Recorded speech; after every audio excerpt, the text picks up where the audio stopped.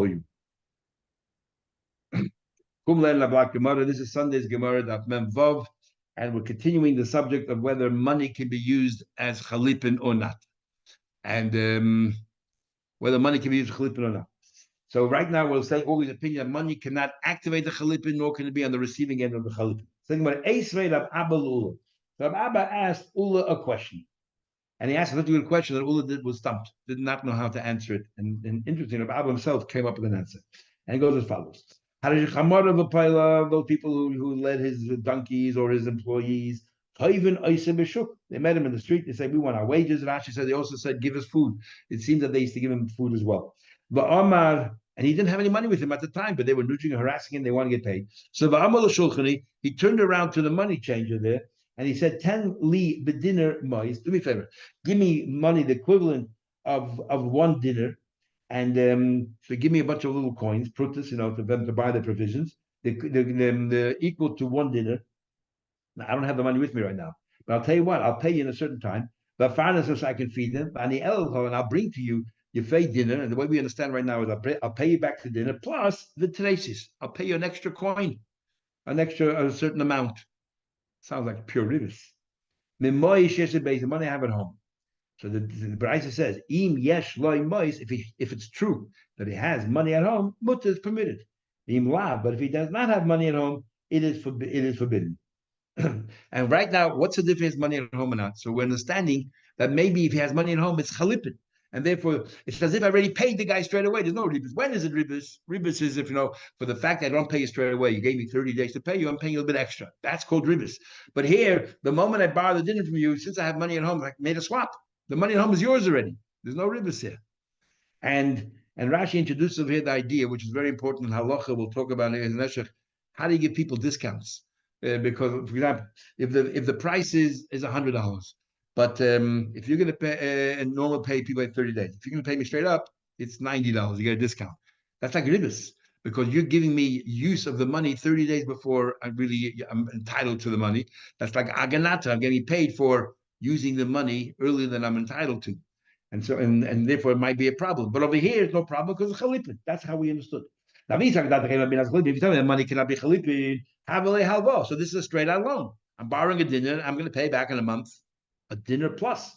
But also, how can you do that? That's straight, pure ribis. Ishtik, Ula was stuck. He was stumped. All that Abba then mentioned and said, maybe Dilma, I have perhaps an answer. Who said we're talking about money here? Who said we're talking about copper coins? Maybe we're talking about over here the prutita shalom. We're talking about coins that weren't minted, and we learned already yesterday that coins that were not minted are not considered currency; they're considered more like a commodity. And therefore, what he said is, I'm borrowing a commodity, and therefore I'm going to pay back. I'm going to pay you that. So there's no ribas here. We're not talking about money at all. The lekalayatiba, there's no money here whatsoever. So there's no ribas. So Gemara, even pay to have it. They're both talking. They considered a commodity. And that, you're right. There's ribas. Could we learn before? If I borrow a certain measure of wheat, I cannot pay it back with the same measure of wheat because maybe the price fluctuates. It oscillates, and maybe I'm paying you more than what you borrowed. But I did chalipin it. You're right. I did chalipin. The money's in my house. It's chalipin. That's why I said money's in my house. But what are we talking about here? Not money. We're talking about payris, commodity. And so Hula was so pleased with the answer. He says they cannot prove it to you. The Tani, it says you fade dinner v'tresim. Like Tani dinner yafa v'tresim. If you're talking about money, the way in Hebrew it was said is dinner yafa. I'll give you a good coin and then trace him an extra coin. That's straight out ribbons. He said you fade dinner. He said that I'm going to give you something of value like a dinner. Which is, we're not talking about dinner, we're not talking about money, we're talking about a commodity. And I am giving a bit more than what you give me in the swap. That's perfectly all right. It's not a loan. I'm desperate for money. You're not. So therefore, I had to discount my thing, but I'm getting paid straight away here. So there's no, and we're swapping, commodity. So there's no ribis, nothing. Ravashi says, I can tell you another shot in the Brisa, but I'll also defend Ula. Ravashi Amar, La'olam B'damim. We're talking about the straight money. And we're talking about straight money, and we're talking about prutas where there has it wasn't minted, but not because you said because it's chalipin. That's not the reason why. Even the Eastern, we learned before already, if you borrow a saw of wheat, and I happen to have wheat at home, so I could have paid you straight away. I just didn't have access to it. There's no ribbis anymore, even though I'm going to pay you in a month or 2 months, because it's as if I paid you, even though I didn't, and there was no chalip in it. That's what he's saying. If I have money sitting in my, or I have this prutla sitting in my place, it's as if I gave you access, you paid already, and therefore it's all right. Kivan the Islay Nasik as if he said, Hildeni, lend me Achi Yovibni until my son comes, or Achi Emtim after I'll find the key. And therefore there's no ribas in this case. It's the same thing like this case of Saw Abisah. Taste has a problem with that because here we're talking about money. If you're talking about money, it might be different. Anyway, Tashma coming in says in the Mishnah we had a Kedushin, Kol Hanasad Damim Ba'achet, anything which could be converted to money wherever it is. In other words, coins, money.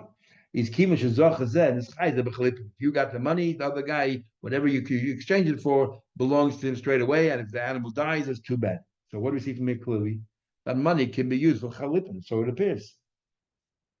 If you gave it in a way of chalipin, not in a way of buying and selling. So there's a question about everything we learned till now that you cannot use a matbeh for chalipin. Clearly, it seems you could. Anything which can be used as money, which is money, straight out money. So I'm going to call nasib damim macha ba'acha. When we say anything which is money somewhere else, what are we talking about? Matbeya. Ushmamina kolizim in matbeya. Nas chalipin. Matbeya gives you chalipin. Amar Avyuda. Avyuda said no. Hachi kamar. This is how we learn. This is how we interpret. We're not talking about money. Call hanishum damim bacha. Any commodity that you need to assess to find out what its value is. On the contrary, we're talking about commodities here. We're talking about merchandise here. We're not talking about straight out money. Then, that's what chalipin is. We make a swap, a donkey for a cow. As soon as you're and these are nisham bedamim. You have to work at the value. One person makes a mshicha on the cow. Automatically, the donkey belongs to the other person. In fact, Hachinam Mistav makes sense. When Tony Sefer says later on, Ketzad, he gives you an example. Hechli shoy b'para. You swapped a shoy for a para. Yeah, a cow for an ox. Oy chamoy b'shoy, or donkey. Shma is clear. We're talking about chalipin of commodities, of merchandise. Says the Gemara. In fact, it's so obvious. What were you thinking in the first place? Well, you thought originally talking about Mabeya. My case, how did you understand? You came up with this question, but how did you understand Mabeya? Ketzad. What do you mean Ketzad? We talk about when you talk about money. Well, you understood we're talking about money. In fact, this is how we understood in the first place. Now we're talking about two things. Who paid it? This is how we learn. First of all, money can be used as chalipin, so we understood because damim. And then the Mishnah says Ketzad is, and the second thing is who paid a nami of the chalipin, and paid is also can be chalipin. In other words, because there isn't an argument we'll soon see whether for chalipin it has to be necessarily a keli. So we say no, it could even be payri, even not a keli, even it's not like a shoe. Unlike a shoe, nevertheless, it can be used, and that's what the Mishnah is trying to, the Bride is trying to tell you. Ketzad hechlif shoy b'parah chamay b'shay. Says that would make sense according to Rav Sheish pay of the chalipin.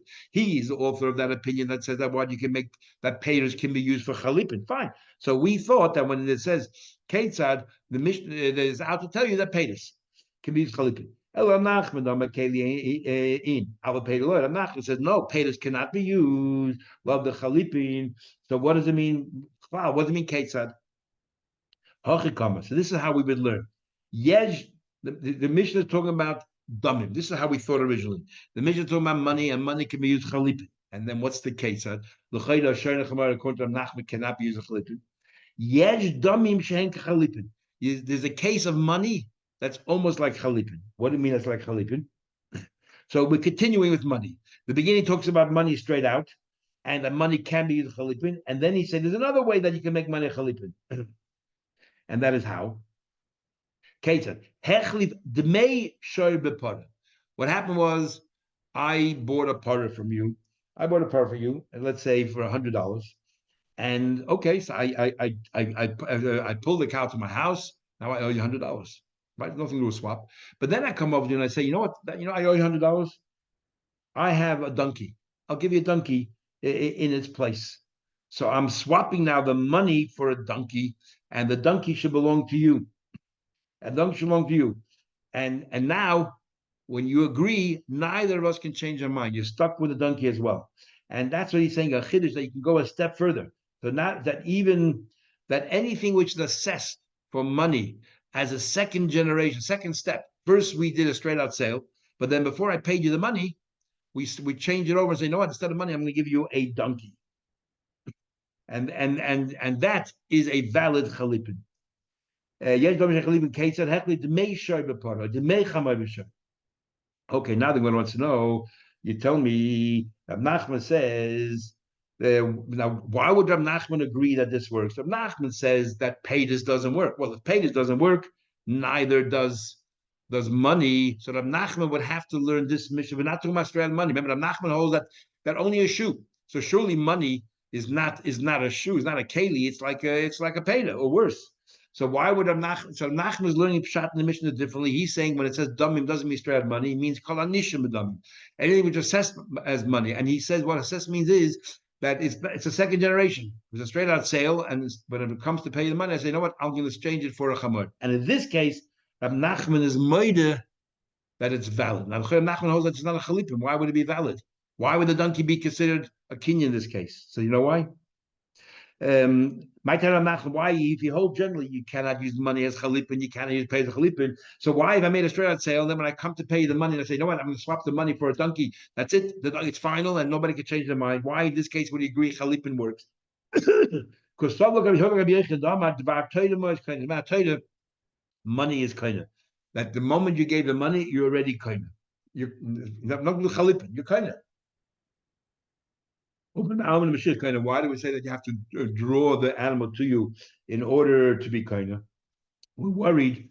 Chachama word as follows: if we're going to say that money is kind, which is the halacha according to Rabbi, then the vendor, if anything happens to the schayra, the vendor says, "Well, okay, it's your problem. I already have my money. Why in the world should I put an effort in to try to save it?" And Rashi goes further that not only that, but the vendor has an incentive to help out because if since the kinyan hasn't yet happened until the buyer draws it himself, if it goes up and down in value, the vendor can say, "No, I changed my mind. It just went up in value. Why should I sell for $100? I get $200 now." And he can walk away. So he has incentive to watch it and take care of it until the buyer actually takes it. So since money is kind of matayda, and the only reason why we say Mashiach is Gzeida Sheva Yoimel Nisfu Chatech that your wheat burnt up in the attic is your problem. So Milsa the Shechach goes Rabbanon, something which is kamen the Rabbanon will goize, and something will Milsa the Shechach the goes Rabbanon, and something which is not common the Rabbanon with such a kind of method where I owe you the money, and then I say the last second, you know what, I'm going to swap the money for the donkey. It's so uncommon, and if because it's so uncommon, then the money the money that you gave me that's sitting by me now is a kinyan ma'atayda. So you know what the chacham in this case we're going to leave it, and therefore that person owns the donkey. You know why that person owns the donkey? Not because of chalipin, because the money that he's using to buy it, I already have it. I'm holding it by me, and therefore it's as if you gave me the money. You were kaina with money. Money is not kaina with the rabbana because gzeida. But in this case, because it's loshkicha, we said, you know what, let the money stay. Taking Maravat Shlokish, he holds Meshichim before that he holds that money was never a kinyan. So how come if Rav Nachman would hold like the Shlokish, why and doesn't believe in Chalipin? Why would how would you learn Pshat in this mission? You can't tell me I said the money changes for a donkey because money is not koine. So how did the donkey become the other person's? Is Hanicha again? We can make sense out of it. Esau look at Avsheish, we hold out Avsheish, then Chalipin. We're talking about Chalipin. Mitaris look at Avsheish. Avsheish hold that pay this can be Chalipin, so can money. And Esau look at Nachman, not pay love Chalipin. Nachman pay cannot be Chalipin. Umabeya like Kani, if you hold Nachman that pay this cannot be Chalipin, and a Mabeya cannot be Chalipin as well. Then Heichim Mitaris, how is he going to learn Pshat? Can't. In that case, if he holds like Reish Lakish, how in the world did the donkey eventually become the other person's? It has to be like Rav Sheshes. It was Kinyan Chalipin. Says about further, tonight we learned. It says in our Mishnah, Kol Hametalkli, kind of says that all metalkli can buy each other. Chalipin. Reish Lakish, I feel a kiss malemai, but kiss malemai. You can have a wallet full of money. I'm talking about Chalipin. You can exchange for another wallet full of money. So what do we see from here? That money can be used for chalipin. Targum or Rav Acha said, we're talking about money that's not really money. We're not talking about currency. We're talking about bediner anka ve'anigra. We're talking about different kinds of coins. Now, what's an anika? What are we talking about? One of these coins is the government said that it's no longer a going currency, which in the black market it is, but in open market it isn't. And one is that the people no longer use. Nobody wants these coins for whatever reason. Nobody wants it anymore, and therefore it's no longer considered currency. It's a commodity, and that's why the Shloki says you can make chalipin out of it because it's payra lepayra. Thinking about tzich, why do you need both examples? The Yashmin and Pesal Malchut tell me that I was talking about a case where the government said it's disqualified. Because you can't use it. Aval Pesal to Medina, that let's say this country says we don't want to use it anymore. The Saga this is a currency, but this country, the people decide we don't want it anymore. But other countries still use it. So because it has this potential value, if you go to another country, like in a condition of your base, that Shema Shava Pruta B'Mada, here it is a potential value somewhere else. Ema Katima Bay was saying, oh, maybe it's still treated like currency, even though here we don't use it, but there it could be used. Therefore, it's currency, and you cannot make chalipin. Therefore, they tell you that you could. They might be a chalipin. In this case where nobody wants to use it, nobody wants it, but not in the black market, not in the open, nobody wants it. Ava pasal to malchus, where the government says we don't want this used anymore. The sagli betzina is still a black market for it. So therefore, because there's certain regions in this place still being used, maybe it has the status of a mabeya. Therefore, you need it. If a guy says he's holding on to money, and he says, and he takes a whole handful of money, didn't count it or anything else, and he says, whatever you have there, sell it to me for whatever I have in my hand. Now he didn't count the coins. If it was a straight out purchase, normally, what is it worth? $100. You count how many coins it is to see whether it's $100 or not. Here he just bunched the money in his hand, and he said, "Here, take this whatever's in my hand, and give me that item." And the din is kana. It's a kinyan. The transaction happened, and neither can change your mind. On the one hand, so it sounds like it's not a real sale, because a sale you want to know value. No value. This sounds more like chalipin, swap. But then he says the yesh loy olavano. If it turned out to be that the money is a sixth, more than what it should be, or a sixth less, the money goes back. You have to give him back the money, and if it's more than a sixth, the whole deal falls off. Sounds like a sale. So Gemara explains. On the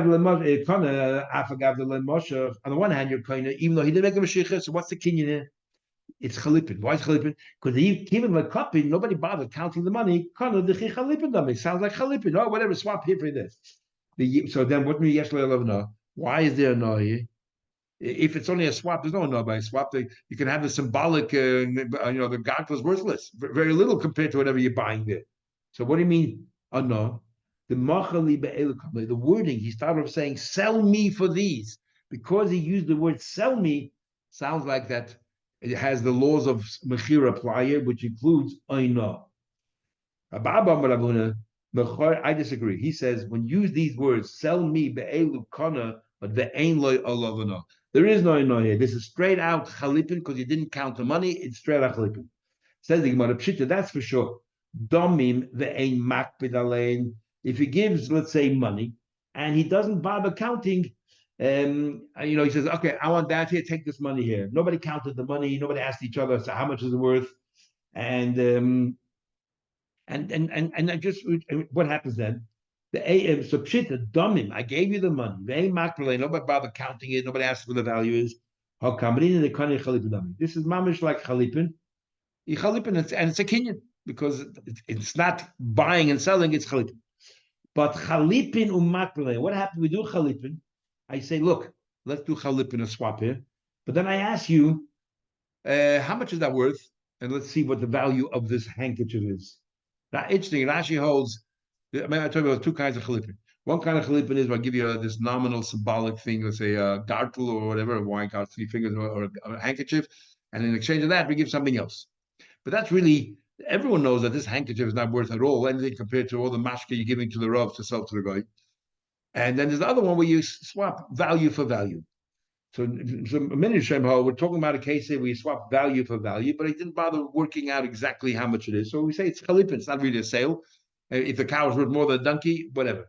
But Rashi says they were talking about the handkerchief, even the handkerchief, you want it to have some value.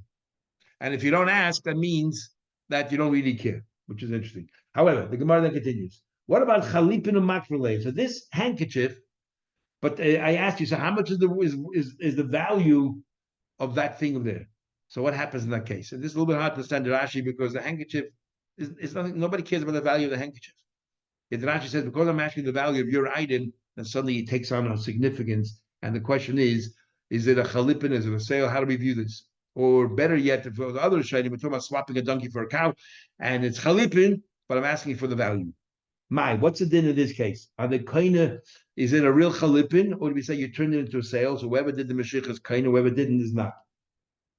Says the Gemara, I was holding onto a cow, but standing there. My friend came along. And he said, Lama, why'd you bring your cow here to the marketplace? He said, Reuben asked Shimon, why you bring the cow? And Shimon said, I came here because I need to buy a donkey. So Reuben said, good luck. Yeshli chamoy. I actually have a donkey. I'm happy to give you. Tell me how much the value of your parah. And the other guy then says, Shimon says to Reuben, so here we're talking about chalipin, a swap, but we're asking each other what the value is. If the owner of the donkey did a meshicha on the cow, but the owner of the party did not have a chance to make a meshicha, so do we treat it like a sale that the other guy wasn't kind yet, or do we treat it like a chalipin that both are kind straight away? And then the donkey died. The owner of the donkey was not kind of the parah. So what do you see from here? We don't treat it like chalipin because chalipin right away the one person takes the animal, the other one acquires the other animal, and if it dies, too bad. Here we're saying if it dies, it's not too bad because it didn't yet make a meshicha. We treat it as a sale. So even though it's chalipin, but if you makbid of values, it's a sale. It's a sale until you actually make meshicha. Omar Rava says, Otu chalipin. Whenever it says chalipin. We're talking about fools. They don't want to know the value. Stop. Hey, yeah, I'll take the. Let's make a swap. This for that, and I don't really care what the value of that is. How can it be? Every chalipin, I want to know what the value is. We do barter, but still, because we're talking about chalipin, that is chalipin. How can you say because we talked about value, suddenly it's no longer chalipin? It's a sale. Like they don't care. And the call chalipin make bekati. I know how much we're talking about here. The Amalei said chamoid bepara v'tzleh. In this case, he said, we're not making a straight up swap, a donkey for a parah. We're saying here, we're making a swap of a donkey, but you give me a parah and a sheep. Give me both. And what happened was, what's the problem? He made a meshicha on the parah. The person who was activating the chalipin was going to get a parah and a sheep, but he only made a meshicha on the parah. It didn't complete yet his side of the transaction. The other guy didn't do anything, but the first person who was activating it did not do the full go. He did not make a meshicha on the sheep. The problem is not a good meshicha, and that's why over here nobody's kind of, because even the first side didn't do the proper thing altogether. Okay, thank you very much.